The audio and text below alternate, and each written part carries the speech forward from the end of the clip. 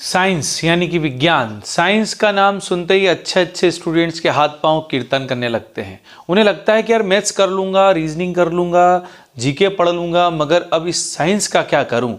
तो आज हम जनरल साइंस के ही इम्पॉर्टेंट क्वेश्चंस जो कई एग्जामिनेशन में पूछे गए हैं, आज हम उन्हीं क्वेश्चंस को देखेंगे। तो चलिए, मैं हूँ रविंद्र सोनी और आप देख रहे हैं श्रद्धा की रिवीजन का YouTube channel S Ravindra sir. सबसे पहला आज का क्वेश्चन है कि सोडियम और पोटेशियम धातु जो बहुत अधिक अभिक्रियाशील होते हैं, उन्हें कौन से द्रव में हम रखते हैं।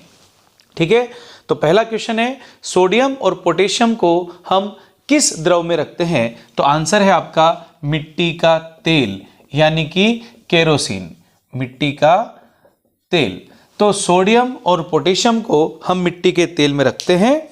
ठीक है, और अगर उसे मिट्टी के तेल में न रखा जाए तो वो वायुमंडलीय ऑक्सीजन से क्रिया करके नए यौगिक बना देती है, इसलिए हम उसे सुरक्षित रखने के लिए मिट्टी के तेल का इस्तेमाल करते हैं। हमारा नेक्स्ट क्वेश्चन है आज का कि धमनियों का मुख्य कार्य क्या होता है। तो धमनियां जो होती है हमारे शरीर में, तो उन धमनियों का मुख्य कार्य क्या होता है। तो ऑक्सीजन से युक्त रक्त को हृदय के द्वारा विभिन्न अंगों तक पहुंचाने का काम धमनियों का होता है। ठीक है, नेक्स्ट क्वेश्चन होता है कि कौन से ग्रह पूर्व से पश्चिम की ओर परिक्रमा करते हैं। कौन से ग्रह पूर्व से पश्चिम की ओर परिक्रमा करते हैं। तो पूर्व से पश्चिम की ओर परिक्रमा करता है शुक्र ग्रह और अरुण। ठीक है, बाकी सारे जो शेष ग्रह हैं वो सभी पश्चिम से पूर्व की ओर परिक्रमा करते हैं, यानी पुप जो है वो कौन है, शुक्र और अरुण है, बाकी सभी पप्पू है भाई। पप्पू यानी पश्चिम से पूर्व, पप्पू पश्चिम से पूर्व की ओर परिक्रमा करने वाले ग्रह। नेक्स्ट क्वेश्चन है आपका कि बल्ब के अंदर जो तार लगा होता है वो बल्ब के अंदर लगा तार क्या कहलाता है। तो बल्ब के अंदर जो तार लगा होता है उसे हम कहते हैं फिलामेंट। क्या कहते हैं, फिलामेंट। ठीक है, और बल्ब के अंदर जो गैस भरी होती है वो होती है ऑर्गन, AR, ऑर्गन। ठीक है, तो बल्ब के अंदर जो तार लगा होता है उसे तो हम कहते हैं फिलामेंट, और बल्ब के अंदर जो गैस भरी होती है उस गैस को हम कहते हैं ऑर्गन गैस। नेक्स्ट क्वेश्चन हमारा है कि पेरिस्कोप में किस प्रकार के दर्पण का इस्तेमाल किया जाता है। तो जो पेरिस्कोप होता है उस पेरिस्कोप में किस प्रकार के दर्पण का इस्तेमाल करते हैं। तो दर्पण जो है मुख्यतः 3 प्रकार के होते हैं। एक दर्पण होता है समतल दर्पण, दूसरा दर्पण होता है अवतल दर्पण, और तीसरा दर्पण होता है उत्तल दर्पण। ठीक है, यह है आपका उत्तल दर्पण जिसे हम कॉन्वेक्स बोलते हैं, यह है अवतल दर्पण जिसे कॉनकेव कहा जाता है, और यह है समतल दर्पण यानी कि प्लेन मिरर। ठीक है, तो पेरिस्कोप जो होता है उसमें समतल दर्पण का इस्तेमाल किया जाता है, जबकि टॉर्च जो होती है उसमें हम अवतल दर्पण का इस्तेमाल करते हैं। ठीक, तो टॉर्च अगर पूछेगा कि टॉर्च में किस प्रकार के दर्पण का इस्तेमाल किया जाता है, तो टॉर्च में किया जाता है अवतल दर्पण का इस्तेमाल। और हमसे पूछेगा पेरिस्कोप में किस प्रकार के दर्पण का इस्तेमाल किया जाता है, तो हम कहेंगे समतल दर्पण का इस्तेमाल किया जाता है पेरिस्कोप में। नेक्स्ट क्वेश्चन है कि सूरज की ऊष्मा हम तक किस प्रक्रिया के द्वारा पहुंचती है। सूर्य से जो ऊष्मा हम तक पहुंचती है वो कौन सी प्रक्रिया के तहत पहुंचती है, यानी ऊष्मा का जो प्रवाह होता है वो कौन सी विधि के द्वारा होता है सूर्य से हम तक। ठीक है, तो ये सूर्य है। ठीक है, और सूर्य से ऊष्मा जो पहुंचेगी पृथ्वी पे मनुष्य तक, तो वो कैसे पहुंचेगी, उस प्रक्रिया का नाम क्या है। तो इस प्रक्रिया का नाम है विकिरण। क्या नाम है इसका, विकिरण। ऊष्मा प्रवाहित होने की मुख्य विधियां होती हैं 3। पहली विधि कहलाती है चालन, ठीक है, दूसरी विधि कहलाती है संवहन, और तीसरी विधि कहलाती है विकिरण यानी रेडिएशन। ठीक है, तो सूर्य से जो ऊष्मा हम तक पहुंचती है वो तो विकिरण यानी रेडिएशन के जरिए पहुंचती है, यानी गैसों में इस प्रकार की विधि से ऊष्मा का जो है संचलन होता है। संवहन किस में होता है, तो संवहन प्रायः द्रवों में होता है। ठीक है, तो द्रवों के अंदर ऊष्मा जो एक जगह से दूसरी जगह तक पहुंचती है वो पहुंचती है संवहन विधि के द्वारा, और ठोस पदार्थों में ऊष्मा का जो संचरण होता है वो होता है चालन विधि के द्वारा। ठीक, तो ऊष्मा का संचरण ठोसों में चालन विधि के द्वारा, द्रवों में संवहन विधि के द्वारा और गैसीय पदार्थों में ऊष्मा का संचरण विकिरण विधि के द्वारा होता है। ठीक है, नेक्स्ट क्वेश्चन की ओर चलते हैं हम लोग। वो क्वेश्चन है कि लोहे पर जंग लगना क्या कहलाता है? तो लोहे पर जंग लगना संक्षारण कहलाता है। क्या कहलाता है? संक्षारण। ठीक है, तो संक्षारण को ही हम जंग लगना कहते हैं। लोहे के ऑक्साइड के बनने की वजह से यह जंग लगती है। लोहे के ऑक्साइड बनने से, लोहे के ऑक्साइड, ठीक है, तो लोहे का ऑक्साइड बनता है, उसी को हम कहते हैं जंग, यानी इस प्रक्रिया का नाम है संक्षारण। यह एक रासायनिक प्रक्रिया है। कौन सी प्रक्रिया है? रासायनिक प्रक्रिया। ठीक है, तो यह भी पूछ लिया जाता है कि जंग लगना जो है किस प्रकार की प्रक्रिया है? तो जंग लगना एक रासायनिक प्रक्रिया है। नेक्स्ट क्वेश्चन हमारा है कि टॉर्च में किस प्रकार के दर्पण का प्रयोग होता है? ये मैंने आपको बता दिया कि टॉर्च के अंदर जो है वो अवतल दर्पण का इस्तेमाल किया जाता है। नेक्स्ट क्वेश्चन आता है हमारे पास कि WWTP का फुल फॉर्म क्या है? WWTP का फुल फॉर्म क्या है? तो वेस्ट वाटर ट्रीटमेंट प्लांट। ठीक है, तो वेस्ट वाटर ट्रीटमेंट प्लांट जो है वो WWTP का फुल फॉर्म है, waste water treatment plant. Next question है हमारे पास, विद्युत प्रतिरोध किसमें मापा जाता है? विद्युत प्रतिरोध यानी इलेक्ट्रिक रेजिस्टेंस जो है वो किसमें मापा जाता है, यानी कि उसकी यूनिट क्या है? तो प्रतिरोध की जो यूनिट होती है वो होती है ओम। ठीक है, प्रतिरोध को हम बोलते हैं रेजिस्टेंस, और रेजिस्टेंस की जो यूनिट होती है वो होती है ओम, और ओम का सिंबल होता है ये। ठीक है, तो हम विद्युत प्रतिरोध को ओम में मापते हैं। क्लियर है? नेक्स्ट क्वेश्चन हमारा है कि विशिष्ट सूक्ष्म जीवों का उपयोग करके बनाई गई दवा जिससे अलग अलग रोगों का उपचार किया जाता है उसे क्या कहा जाता है? विशिष्ट प्रकार के सूक्ष्म जीवियों का उपयोग करके जो बनाई गई दवा होती है उसे हम एंटीबायोटिक कहते हैं। क्या कहते हैं उसे हम? एंटीबायोटिक। एंटीबायोटिक। ठीक है, एंटीबायोटिक यानी प्रतिजैविक। क्या बोलते हैं इसको हिंदी में? प्रतिजैविक।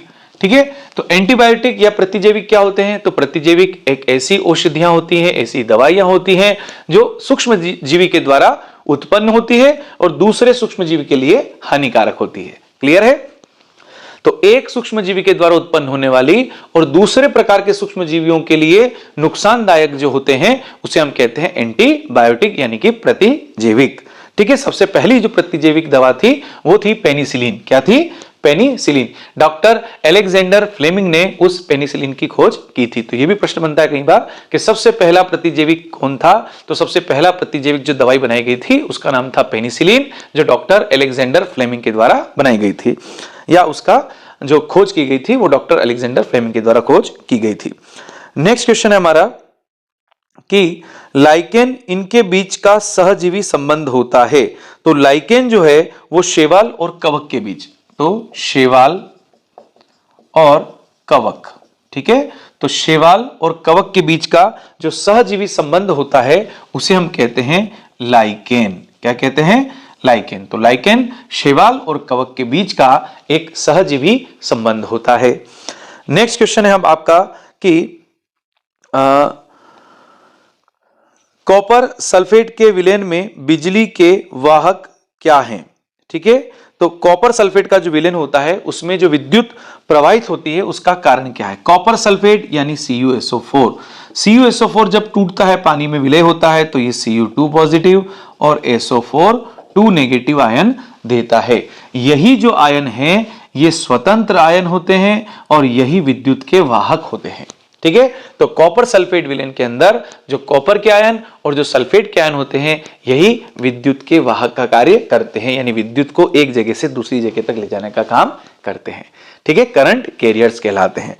नेक्स्ट क्वेश्चन है, पानी के गिलास में रखा गया एक चम्मच पानी के पृष्ठ पर मुड़ा हुआ दिखाई देता है, इसका क्या कारण है? ठीक है, तो पानी के पृष्ठ पर यानी कोई बर्तन ले लो आप पानी से भरा हुआ और उसमें यदि आप कोई चम्मच डुबो दो, कोई पेन या पेंसिल डुबो दो या आपकी उंगली ही डुबो दो तो आपको वो थोड़ी टेढ़ी दिखाई देगी। ठीक है, तो वो टेढ़ी क्यों दिखाई देती है, उसके पीछे क्या कारण है?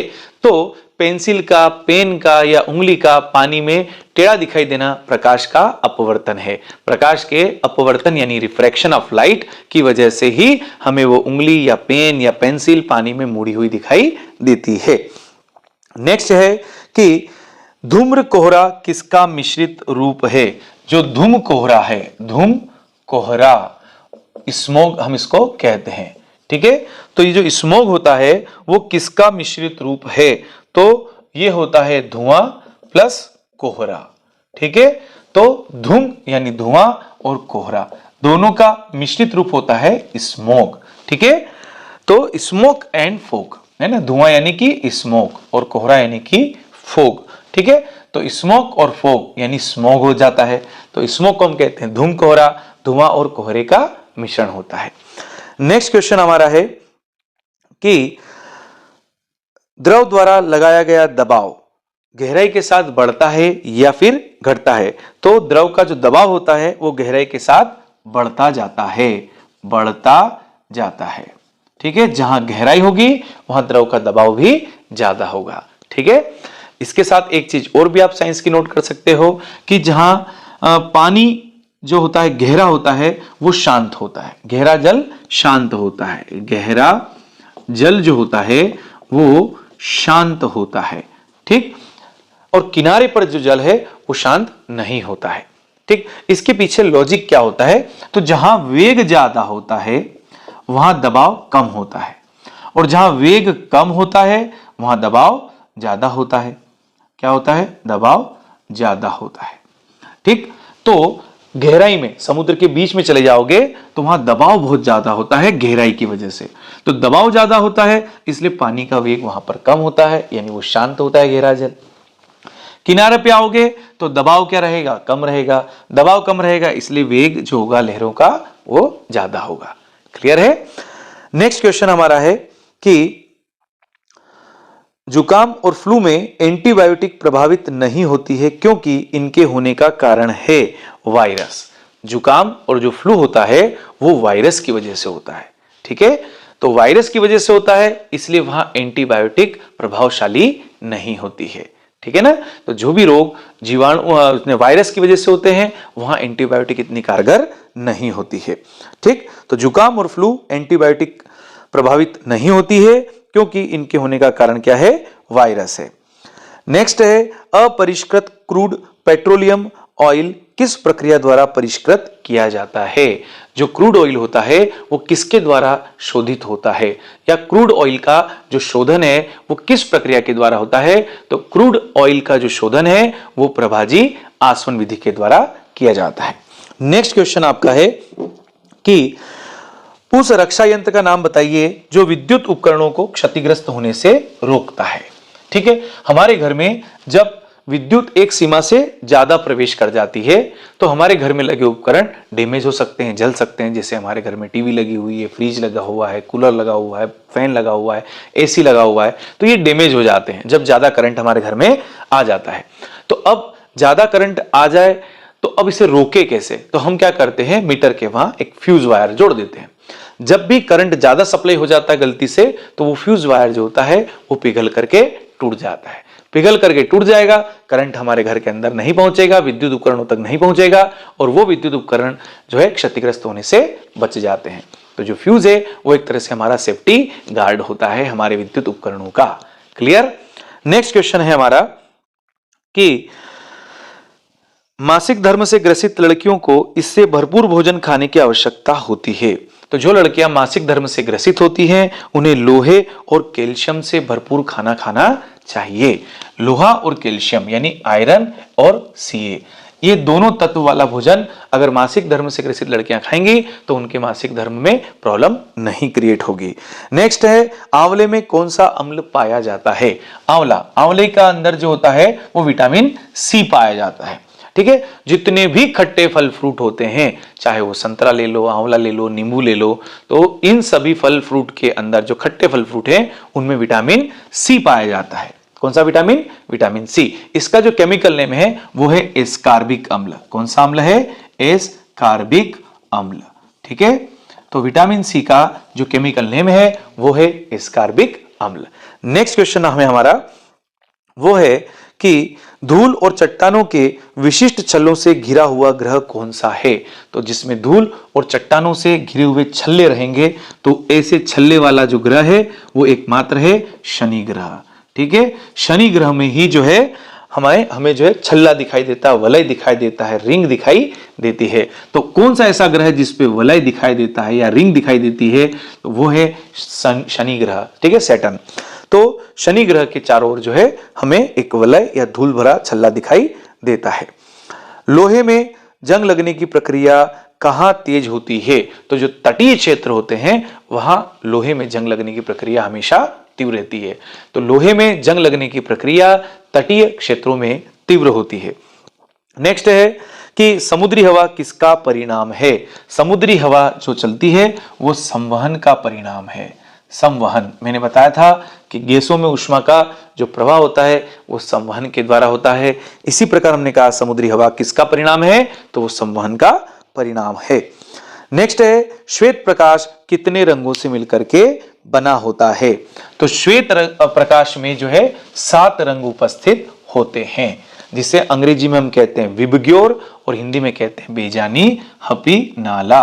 विबग्योर, ठीक है, violet, indigo, blue, grey, yellow, orange और रेड। ठीक है, तो इसे कहते हैं विबग्योर। तो श्वेत प्रकाश में 7 रंग होते हैं, बेजानी, हपी, नाला, बैंगनी, जामुनी, नीला, बेजानी, हरा, पी यानी पीला, नाला नारंगी और लाल। ठीक है, तो श्वेत प्रकाश में 7 रंग होते हैं। नेक्स्ट क्वेश्चन है हमारा, वो है छाया बनने का कारण क्या है? बहुत अच्छा क्वेश्चन है कि हमारी जो छाया होती है, शेडो, वो कैसे बनती है? जैसे अभी बन रही है बोर्ड पर, तो बोर्ड पे जो छाया बनती है वो किस वजह से बनती है? क्योंकि हमारे सामने है लाइट का सोर्स। ये लाइट जब हमारी बॉडी के ऊपर गिरी तो लाइट बाहर इधर की साइड नहीं आ पाई। ठीक है, जैसे कि मान लो कि ये बॉडी है, इधर से हमने लाइट गिराई, ठीक, तो अब ये लाइट इस बॉडी के आर पार उधर नहीं जा पाई, तो यहां इसकी क्या बन गई? शेडो बन गई। ठीक है, तो शेडो क्रिएट होने का कारण है प्रकाश का सीधी रेखा में गमन। प्रकाश का सीधी रेखा में गमन, सीधी रेखा में गमन। ठीक है, तो जब भी हमसे कोई पूछेगा कि भैया छाया आखिर बनती है तो बनती कैसे है, तो छाया बनने का जो मेन कारण है वो है प्रकाश का सीधी रेखा में गमन करना। प्रकाश जब सीधा हमारे ऊपर गिरेगा तो वो यहीं टकरा जाएगा, पीछे तक नहीं जा पाएगा। तो जहां प्रकाश नहीं पहुंचेगा वहां अंधेरा हो जाएगा, यानी हम कहेंगे कि हमारी छाया वहां पर बन गई है। तो प्रकाश सीधी रेखा में चलता है, इसी वजह से छाया बनती है। यूं कहो कि छाया बनती है, ये इस बात का सबूत है कि प्रकाश सीधी रेखा में चलता है। ठीक है, नेक्स्ट क्वेश्चन है जंग किसका ऑक्साइड है? तो ये मैं बता चुका हूं कि जंग जो है वो लोहे का ऑक्साइड है। तो जंग किसका ऑक्साइड है? तो जंग लोहे का ऑक्साइड है। नेक्स्ट क्वेश्चन है हमारे पास, वो है जमीन पर लुढ़कती गेंद धीमी हो जाती है और अंत में जाकर के रुक जाती है, इसका कारण क्या है? तो जमीन पर लुढ़कती हुई गेंद चलते चलते रुक जाती है, उसका कारण है घर्षण। ठीक है, जैसे आप कोई टायर है, टायर को अगर आप धक्का मार दो तो टायर कुछ देर तक तो चलेगा, उसके बाद स्वतः जाकर के गिर जाएगा, रुक जाएगा। तो कारण क्या है कि टायर और जमीन के बीच में, टायर और जमीन के बीच में यहां क्या लगता है? घर्षण लगता है। और घर्षण एक गति विरोधी बल होता है। घर्षण कैसा बल है? एक गति विरोधी बल होता है। वो गति का क्या करता है? विरोध करता है। इसीलिए गेंद अगर लुढ़क रही है तो थोड़ी देर लुढ़केगी और लुढ़क करके रुक जाएगी, घर्षण की वजह से, क्योंकि घर्षण गेंद के लुढ़कने का क्या करेगा? विरोध करेगा। ठीक, ये जो बॉल है या टायर है और जमीन के बीच में जो घर्षण लगता है उसका नाम भी है, उसका नाम है बेलन घर्षण। उसे हम कहते हैं बेलन घर्षण। ठीक है, अगर आप किसी चीज को घसीटोगे, अगर घसीट रहे हो आप किसी चीज को, तो घसीटने पर वस्तु और जमीन के बीच में जो घर्षण लगता है उस घर्षण का नाम है सर्पी घर्षण। ठीक है, सर्पी यानी सर्प, सर्प यानी कि सांप। सांप चलता है तो उसका एक ही हिस्सा जमीन से घिसता है, ठीक है, पूरा का पूरा हिस्सा तो नहीं घिसता है, तो वो कहलाता है सर्पी घर्षण। जैसे अनाज से भरी कोई बोरी हो, उसे आप एक कमरे से दूसरे कमरे तक खींच के रगड़ के ले जाते हो, तो बोरी और जमीन के बीच में जो घर्षण होता है वो सर्पी घर्षण है। जैसे बचपन में आप एक दूसरे को खींच खींच के ले जाते हो ना, एक कमरे से दूसरे कमरे में पकड़ पकड़ के, तो बेचारे का पिछवाड़ा घिस जाता था। ठीक है ना, तो वो कौन सा घर्षण है भैया? वो सर्पी घर्षण है। सिंपल बात है, ठीक है। और लुढ़कने के ऊपर जो घर्षण आता है, तो लुढ़कने से जो घर्षण है उसका नाम है बेलन घर्षण। बेलन घर्षण में वस्तु कम घिसती है और सर्पी घर्षण में जो है वस्तु ज्यादा घिस जाती है, ठीक है ना। तो इसी वजह से बेरिंग का भी इस्तेमाल किया जाता है गाड़ियों के अंदर, है ना। बेरिंग का इस्तेमाल, एक गोल रिंग होती है, फिर दूसरी गोल रिंग, और इनके बीच में छर्रे लगा दिए जाते हैं लोहे के, ठीक है। तो ये बन गए बेरिंग। और बेरिंग जब बना दिए गए तो यहां छर्रे क्या करते हैं कि ये बेलन घर्षण का काम करते हैं। अगर ये छर्रे नहीं लगाए जाते तो रिंग एक दूसरे के ऊपर जाके घिसती और जल्दी घिस जाती, थोड़ी थोड़ी देर में घिस जाती रिंग। मगर छर्रों के लगाने से ये रिंग काफी समय तक चल जाती, धीमे धीमे इसका घिसने का काम होता है, ठीक है। तो एक होता है बेलन घर्षण और एक होता है आपके सर्पी घर्षण। नेक्स्ट क्वेश्चन है कि कौन सा जीव अपनी त्वचा से श्वसन करता है। उस जीव का नाम बताइए जो अपनी त्वचा से श्वसन करता है। तो त्वचा से श्वसन करने वाला जो जीव है वो होता है केंचुआ। कौन होता है? केंचुआ। तो केंचुआ एक ऐसा जीव है जो अपनी त्वचा से श्वसन करता है। नेक्स्ट क्वेश्चन है कि जंग लगना कौन सा परिवर्तन, में बता चुका हूं, जंग लगना रासायनिक परिवर्तन है। एक सतह पर चलती हुई गेंद किस प्रकार के घर्षण का उदाहरण है? तो गेंद का चलना जो है वो बेलन घर्षण का उदाहरण है, ये भी हम पढ़ चुके हैं। अगर कोई व्यक्ति पास रखी वस्तु को देख सकता है किंतु दूर रखी वस्तु को नहीं देख सकता है तो ये कौन सा रोग कहलाता है? तो इसे कहते हैं निकट दृष्टि दोष। निकट दृष्टि दोष। निकट दृष्टि में निकट वाली वस्तु तो देखी जा पाएगी मगर दूर वाली वस्तु को नहीं देख पाएंगे। दूरदृष्टि दोष में दूर रखी वस्तु को तो आप देख सकते हो, इसको तो आप देख सकते हो, और पास वाली वस्तु को नहीं देख सकते। थोड़ा सा उल्टा हो जाता है, कई बार बच्चे इसी में कंफ्यूज हो जाते हैं कि निकट दृष्टि दोष में क्या होता है। तो निकट दृष्टि दोष, निकट वाली वस्तु तो दिखाई दे रही है मगर दूर वाली वस्तु नहीं दिखाई दे रही है, ये निकट दृष्टि दोष है। दूरदृष्टि दोष यानी दूर वाली तो दिखाई दे रही है, पास वाली दिखाई नहीं दे रही है, उसे कहते हैं दूरदृष्टि दोष। दूरदृष्टि दोष को दूर करने के लिए हम उत्तल लेंस का इस्तेमाल करते हैं, जबकि निकट दृष्टि दोष को दूर करने के लिए अवतल लेंस का इस्तेमाल किया जाता है। 2 का 3, ये 2 अक्षर का शब्द है और ये 3 का है, तो हमने कह दिया 2 का 3, यानी दूर दृष्टि दोष को दूर करने के लिए हम उत्तल लेंस का इस्तेमाल करते हैं, जबकि 3 का 4, 3 का 4 मतलब निकट दृष्टि दोष में 3 अक्षर हैं, तो 3 अक्षर को दूर करने के लिए 4 यानी अवतल, तो 3 का 4। निकट दृष्टि दोष को दूर करने के लिए हम अवतल लेंस का इस्तेमाल करते हैं।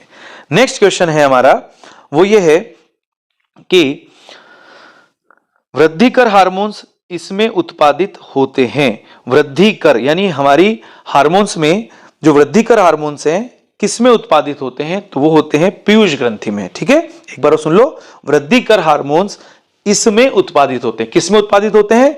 पीयूष ग्रंथि में, ठीक है। तो मास्टर ग्रंथि जो होती है पीयूष ग्रंथि, उसमें वृद्धिकर हार्मोन्स जो है वो उत्पादित होते हैं।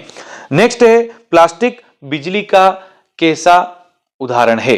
तो प्लास्टिक जो होता है वो बिजली का कुचालक है, विद्युत का कुचालक होता है, यानी प्लास्टिक में से विद्युत धारा प्रवाहित नहीं होती है। लोहा है या तांबा है ना, एल्यूमिनियम है, चांदी है, तो जितनी भी धातुएं हैं, धातुएं सदैव विद्युत की चालक होती हैं और जो अधातुएं होती हैं वो विद्युत की कुचालक होती हैं। तो प्लास्टिक विद्युत का कुचालक है। यही वजह है कि जो तांबे के तार हम लगाते हैं हमारे घरों में, उसके ऊपर प्लास्टिक कोटेशन लगा होता है ताकि हम उसको पकड़ें तो हमें करंट ना लगे, ठीक है। नेक्स्ट है कि नमक के घोल में जो पॉजिटिव आयन है वो कौन से हैं? तो नमक यानी NaCl।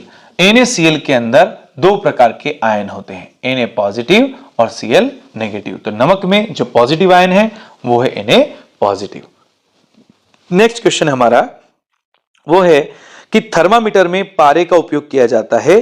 क्यों किया जाता है? क्योंकि थर्मामीटर में जो पारा होता है यानी Hg मरकरी, वो ऊष्मा का सुचालक होता है, ठीक है। तो पारा ऊष्मा का सुचालक होता है, ठीक, इसीलिए थर्मामीटर में हम पारे का इस्तेमाल करते हैं।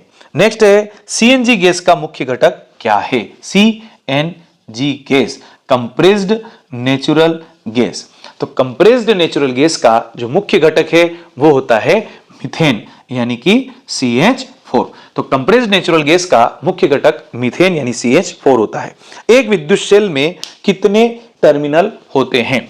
तो आप चाहे कोई भी विद्युत सेल ले लें तो विद्युत सेल में दो टर्मिनल होते हैं, एक पॉजिटिव टर्मिनल और एक नेगेटिव टर्मिनल।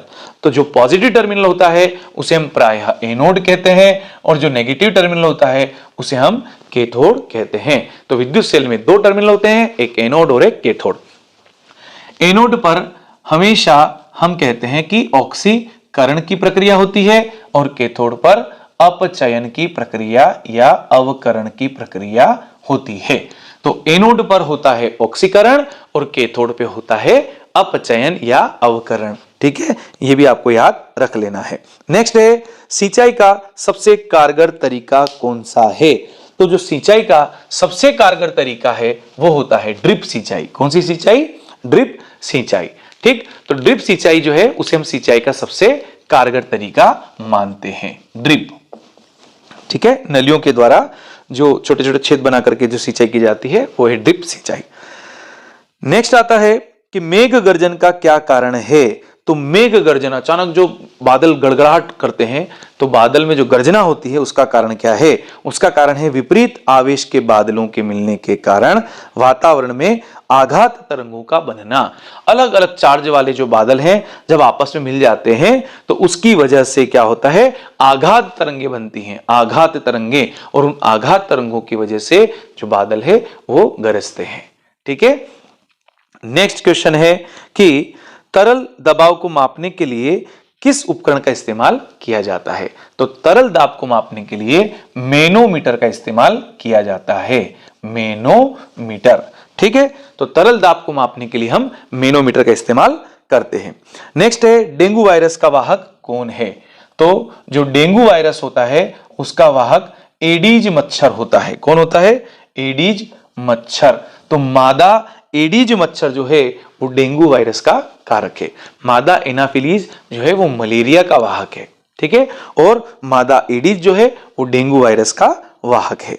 नेक्स्ट है कि वायु का वेग मापने के लिए हम किस उपकरण का इस्तेमाल करते हैं? तो वायु का जो वेग मापा जाता है वो एनीमोमीटर के द्वारा मापा जाता है, एनीमोमीटर। ठीक है, तो एनीमोमीटर एक ऐसा उपकरण है जिसके द्वारा वायु का वेग मापा जाता है, एनीमोमीटर। नेक्स्ट क्वेश्चन है आपका, वो ये है कि लाइकेन किसका उदाहरण है? तो अभी हमने देखा था शैवाल और कवक के बीच, है ना, शैवाल और कवक के बीच लाइकेन एक सहजीवी संबंध रखता है। ठीक है, तो ये सहजीवी संबंध रखता है लाइकेन। नेक्स्ट हमारा क्वेश्चन है वो ये है कि गोलीय दर्पण मुख्य रूप से कितने प्रकार के होते हैं? तो जो गोलीय दर्पण होते हैं वो मुख्य रूप से दो प्रकार के ही होते हैं, एक होता है अवतल गोलीय दर्पण और एक होता है उत्तल गोलीय दर्पण। ठीक है, इनके चित्र में आपको पहले बता चुका हूं। नेक्स्ट क्वेश्चन है कि हृदय गति को मापने के लिए डॉक्टर किस यंत्र का प्रयोग करता है? तो हृदय गति मापने के लिए जो कान में से दो ठूस के रखता है डॉक्टर ना, तो वो कौन सा यंत्र है? वो है स्टेथोस्कोप। क्या है? स्टेथोस्कोप। ठीक है, उसको कहते हैं हम स्टेथोस्कोप। ठीक है, तो उससे हृदय गति को मापा जाता है। नेक्स्ट क्वेश्चन है कि एक नैनो सेकेंड क्या है? एक नैनो सेकेंड क्या होता है? तो एक नैनो सेकेंड होता है 10⁻⁹ सेकेंड, यानी 1/10⁹ सेकेंड, यानी एक सेकेंड का एक अरबवा भाग, ये एक अरब राशि है। ठीक है, इकाई, दहाई, सैकड़ा, हजार, 10,000, लाख, 10 लाख, करोड़, 10 करोड़, अरब। तो एक सेकेंड का एक अरबवा जो भाग होता है उसे एक नैनो सेकेंड कहा जाता है। ठीक है, तो एक सेकेंड का एक अरबवा भाग एक नैनो सेकेंड कहलाता है।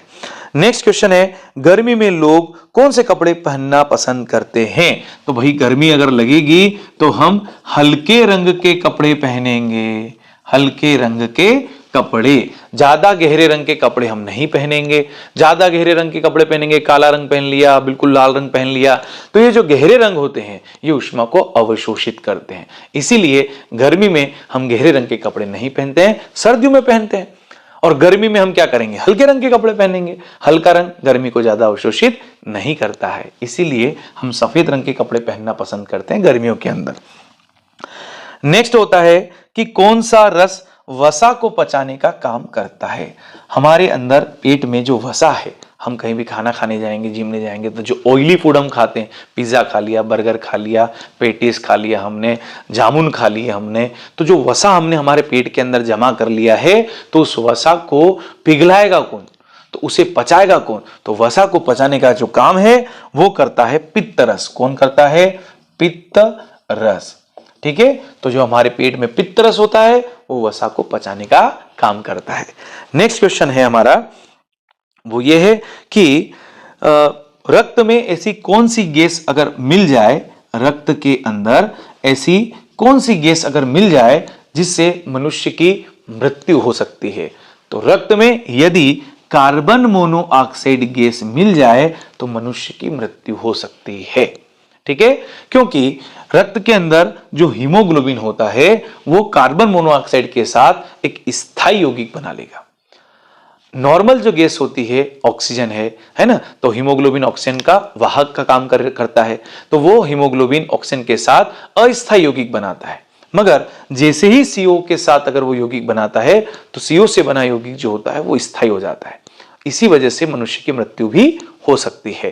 ठीक, तो रक्त में कौन सी गैस के मिलने के कारण मनुष्य की मृत्यु हो सकती है, तो वो है कार्बन मोनोऑक्साइड गैस। नेक्स्ट है कि अगला क्वेश्चन है आपका कि बिजली के बल्ब में तंतु का ऑक्सीकरण रोकने के लिए एक गैस भरी जाती है, वो गैस कौन सी है। तो बिजली के बल्ब में जो गैस भरी जाती है उसका नाम है आर्गन गैस। ये मैं आपको स्टार्टिंग में बता चुका हूं कि बल्ब में कौन सी गैस होती है, वो होती है आर्गन गैस। नेक्स्ट है आपके क्वेश्चन कि वायुमंडल में जल वाष्प की मात्रा का माप क्या कहलाता है।